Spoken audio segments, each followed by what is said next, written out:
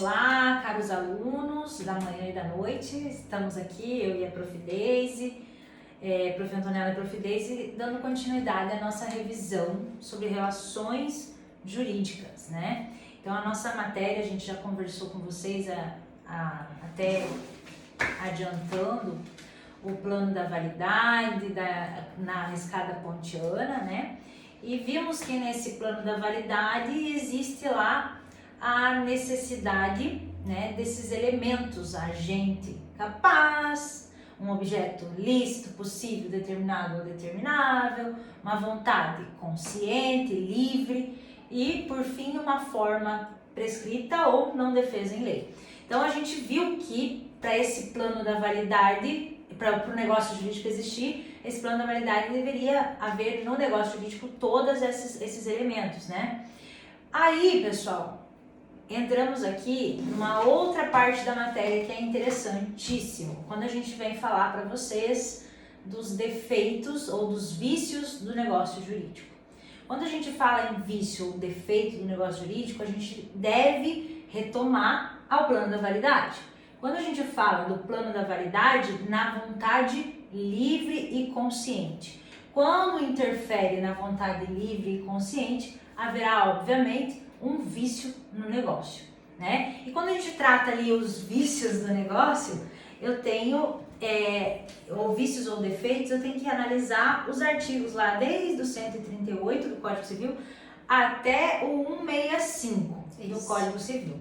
Então, a Prof. Deise e eu vamos aqui bater um papo legal, que a gente vai retomando com vocês quais são esses vícios, né, onde a gente encontra esses vícios e alguns exemplos para que vocês façam esse link na hora da prova, certo? Exatamente.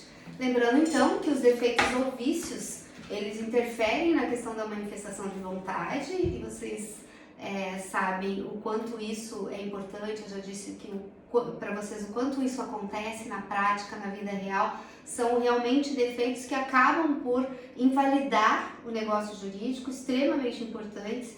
E nós temos uma primeira classificação da doutrina com relação a esses defeitos ou vícios que dizem respeito a serem vícios de consentimento ou vícios sociais.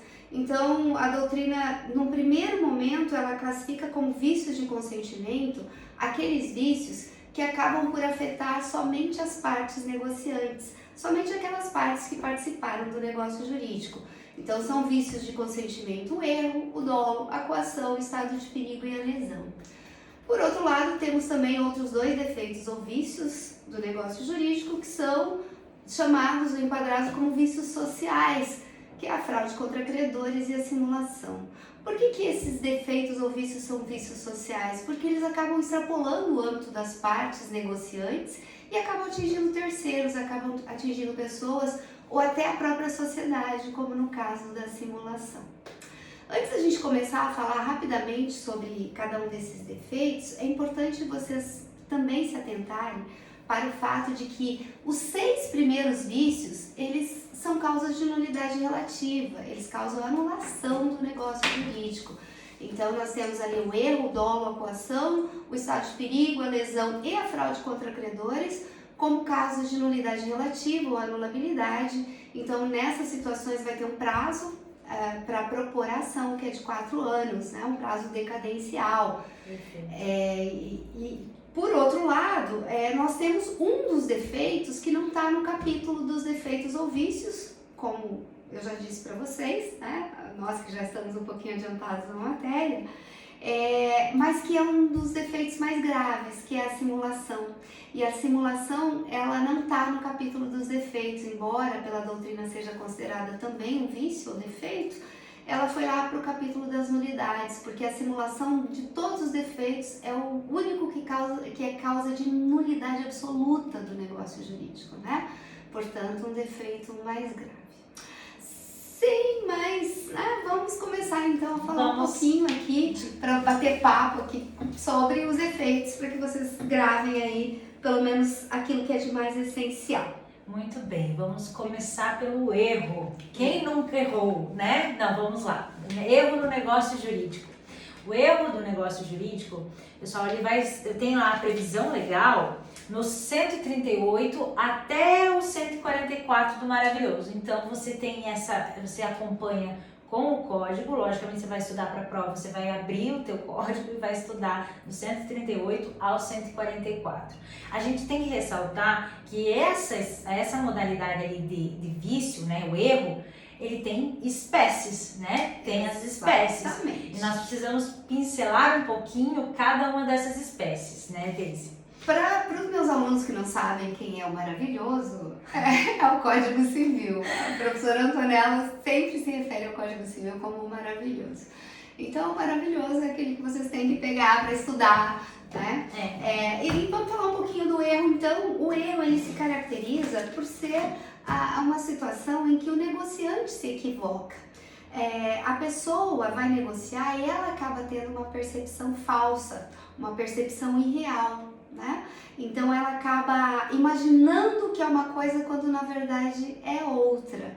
Nessa modalidade é importante vocês se aterem para o fato de que ninguém está enganando ninguém. Aqui o negociante é que olha uma coisa e enxerga a outra. Então, num exemplo que eu já dei em sala de aula, você olha um anel lindo numa vitrine e você imagina que aquele anel seja de ouro. Ninguém te disse que era de ouro, mas você imagina que seja e o compra pensando que fosse deste metal, e quando você vai verificar, esse anel não é de ouro. Então você se equivocou sozinha, você teve uma falsa percepção da realidade. Aquele nosso ditado, né? Comprou gato por lebre. Sim. Então ali você se equivocou, né? Então houve aquela situação que você trouxe para o caso concreto, que você tinha uma expectativa sobre aquele negócio e na verdade acaba sendo frustrado porque você se equivocou. Sim, e só lembrando que não é qualquer erro que vai validar o negócio jurídico. Por exemplo, o erro acidental, que diz respeito a características periféricas do negócio jurídico, ele não invalida. Para que o erro possa invalidar o negócio jurídico, ele tem que ser substancial e tem que ser excusável, embora a gente já tenha visto que essa questão da excusabilidade ou não do erro, né, aquele erro que é justificável ou não, a doutrina já entende que qualquer espécie de erro sendo justificável ou não, ele é apto a anular o negócio jurídico. Mas o que é ser um erro substancial? Então, o próprio artigo 138 já traz ali o que é ser um erro substancial, né? Só conferir o artigo aqui para vocês. Então, no artigo 139. Então, o artigo 139 ele vai falar assim, que o erro é substancial quando ele disser respeito a características essenciais do negócio jurídico, né? Ou a natureza do negócio, no caso o erro de negócio, ou ao objeto principal da declaração, o erro in corpore, ou então diz respeito às qualidades essenciais, no caso do erro em substância, tá? Além dessas espécies, também o erro com relação à pessoa, o erro in persona, e também o erro de direito, o erro ius, que diz respeito ao equívoco que a pessoa comete com relação a eventuais normas de direito. Então, nós temos vários exemplos aí, esse exemplo do anel foi um deles que eu disse, mas o erro com relação à pessoa também. Então, você imagina que é uma pessoa, naquele exemplo em que a pessoa acredita que foi fulano que salvou seu filho, quando na verdade foi outra pessoa, e aí ele acaba doando algo para aquele que ele acreditava que fosse o salvador, quando na verdade o herói é outra pessoa. Então todos esses casos são casos de erro, lembrando sempre que o erro tem que ser substancial, dizer respeito a essas características importantes, ao negócio, a qualidades essenciais, ou à pessoa, certo? E que é esse erro efetivamente que eventualmente poderá invalidar o negócio jurídico, certo? Muito bem, essa passagem aí pelo erro foi ótima. Vamos ao dolo, Daisy. Dolo. Muito o que bem. Que vocês... Ó, pessoal de casa, novamente, maravilhoso, na mão, do 145 ao 150, leitura obrigatória. Exatamente. Maravilhoso é o Código Civil. Diferente do erro, no dolo existe uma pessoa que vai enganar a outra, um dos negociantes engana, ou esse dolo pode até ser cometido por um terceiro, né? Mas a diferença essencial entre o erro e o dolo é que no dolo você está enganado. Enquanto no erro você se equivoca sozinho, ninguém te leva a isso, no dolo você está sendo enganado por alguém, né? Seja pela outra parte negociante ou seja por um terceiro. Então a característica principal do dolo é exatamente a utilização desses artifícios ardilosos para poder enganar o outro, para se locupletar, para levar alguma vantagem. Infelizmente isso acontece bastante. Exatamente, é uma intenção maliciosa, ardilosa. A pessoa já se compromete naquele negócio jurídico com a intenção de levar vantagens. Exatamente. Lembrando que também aqui a gente precisa que o dolo diga respeito a aspectos essenciais do negócio jurídico, né? O chamado dolo principal, o dolo essencial. Porque se o dolo for acidental, ou seja, dizer respeito também a características, aspectos periféricos, ele não vai invalidar o negócio jurídico. Ele pode eventualmente caracterizar aí e daí seja as perdas e danos. É o exemplo típico da cor do carro. Quando eu falei da cor do carro, os meninos, né, sempre acham que a cor do carro não é um elemento acidental, é essencial. Mas entendemos que para o juiz a cor do carro em si, o fato de ser uma cor mais clara, uma cor mais escura do que aquela que está no cartaz ou aquela que você imaginou, né, talvez não seja essencial, tá? Então o dolo tem que ser principal, ele tem que ser acidental, tem que ser aquele dolos malos, né, o dolo mal, né? Porque o dolo bonzinho, nós chamamos de dolos bônus, aquele exagero acerca das características do objeto. Vendedor, né? Aquele legítimo vendedor que vem com aquela lábia que faz, você acredita que está comprando, né, o prêmio já, né? Exatamente. Na verdade, isso é uma intenção que é colocada e se é um dolos bônus, ele não tem essa intenção de prejudicá-lo, mas sim de vender para você. E a gente já tem que imaginar que a pessoa vai exagerar um pouquinho nas características do objeto, né? Corretor adora, né? Por isso que o dolo bom, ele não invalida o negócio jurídico. Tem que ser o dolo mau, aquele dolo que realmente diga respeito a características essenciais. Justamente, na maldade, na malícia, né? Pensando já em ganhar em cima daquilo, já ganhar no sentido que a gente coloca aqui é justamente do enriquecimento, né? Enriquecimento ilícito, enriquecimento sem causa. Exatamente. E também que o dolo, esse dolo mau, esse dolo que vai invalidar o negócio jurídico, ele pode ser praticado tanto por uma ação, é o dolo positivo, né? Ou por uma omissão, que é o dolo omissivo. Em ambos os casos, dizendo respeito a características essenciais, ele vai invalidar o negócio jurídico. Quando o dolo for de ambas as partes, ou seja, uma está enganando a outra, o chamado dolo recíproco ou bilateral, a lei diz que não vai invalidar o negócio jurídico, tá? As partes é que não invalida, mas aí tem um parênteses, né? Se alguém sair prejudicado, cabe ainda perdas e danos, né? Nada exclui de que venha ali uma ação indenizatória para aquele que ficou em desvantagem absurda em relação ao outro. Mas obviamente que se equipara a má-fé aí dos dois, né? Tem gente que tem negócio jurídico que tá com má intenção para os dois lados.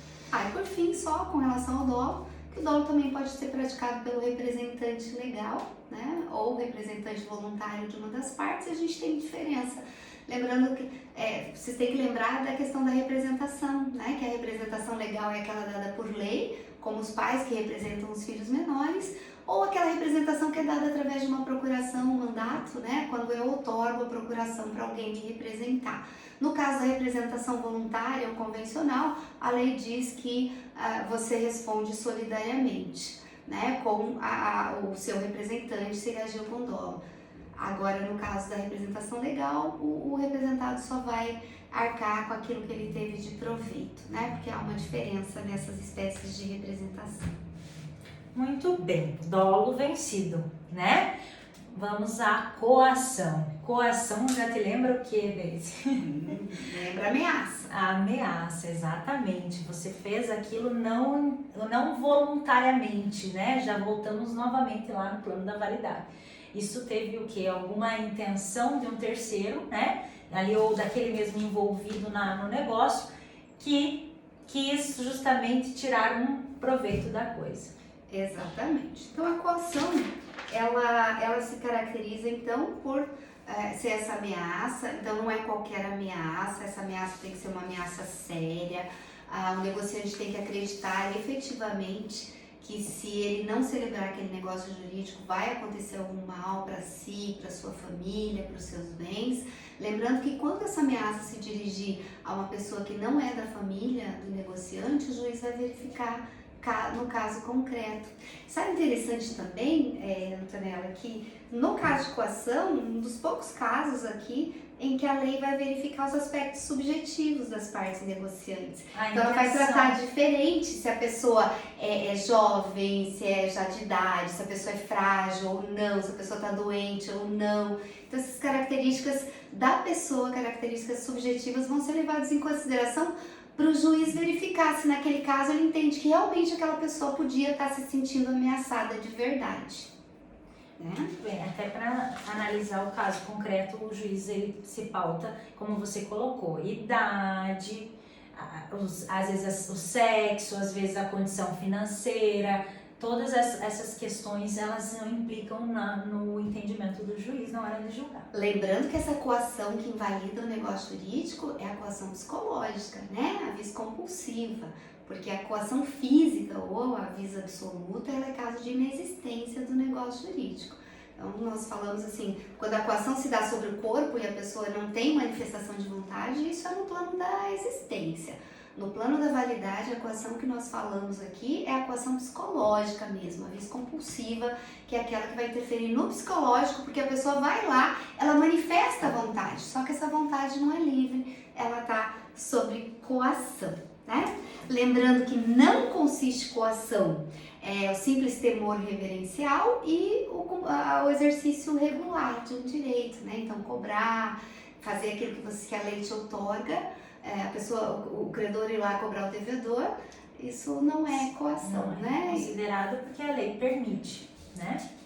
Exatamente. Exatamente. Gente, voltando aqui, só para vocês não esquecerem que a leitura do maravilhoso também é importante aqui do artigo 151 ao 155 para tratar de coação, certo? Nós finalizamos aqui eu finalizei aqui a matéria, né, Deise? Mas ainda temos estado de perigo, lesão e simulação e fraude contra credores, né? Para analisar temos outros defeitos e vícios que geram ali no negócio, que podem ser gerados no negócio jurídico.